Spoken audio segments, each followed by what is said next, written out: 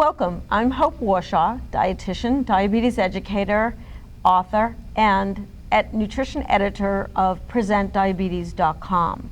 And we're pleased to bring you little video snippets from the 2009 AADE meeting in Atlanta. And you'll want to check all of these out. It's a way for us to bring the meeting to you.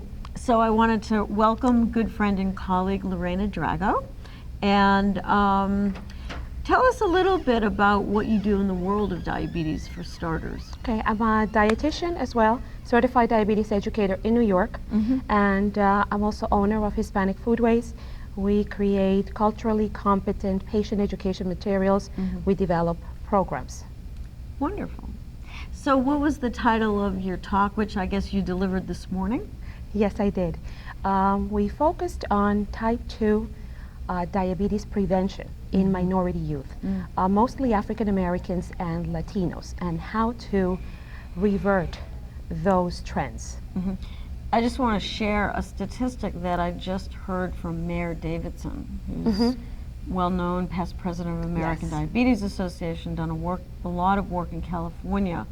We've been hearing the statistic about children that are born today. In general, 1 out of 3 of them will develop type 2 diabetes. He gave the statistic African American, Hispanic American, 1 in 2. Yes, Right. and that was the emphasis of the talk. It was just not to give the statistics that most of us know about, but how to reverse that trend.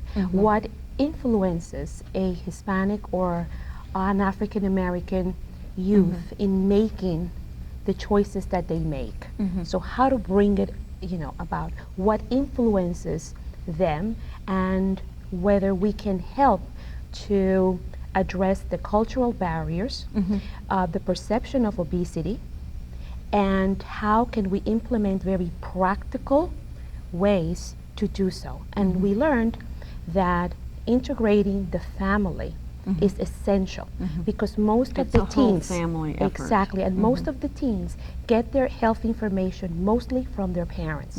And then we have to work in changing the environment so that there is better access, but it's also more culturally sound, practical day-to-day information. That's what the focus groups revealed.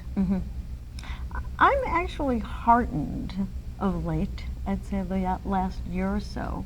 I feel like we're starting to see some nice little snowballs of local efforts. Exactly, Would you agree? absolutely. And I think that that's where it starts. It starts at the grassroots levels, because many times we know that studies do not translate well in every community. So every community has to look into what programs worked for them and what programs didn't, and find out what does the population actually need, and then meet those needs, and what are their barriers, and then help them to overcome those barriers. And that's very specific to each individual population. And now I didn't tell you I was going to ask you this, but I know you have an exciting book that you've edited with Cindy Goody coming out, and we'll hopefully do more about that on Present, but give us just a little snippet. Well, since I bring the cultural issue, and I think it's so important to individualize care based on who we are, what we eat, and our perceptions about health.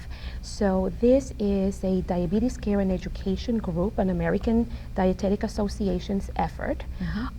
It took us a while to put this great resource together. I know, I've been hearing about it for a few years. But it will be available in October at the Food and Nutrition Conference and Expo.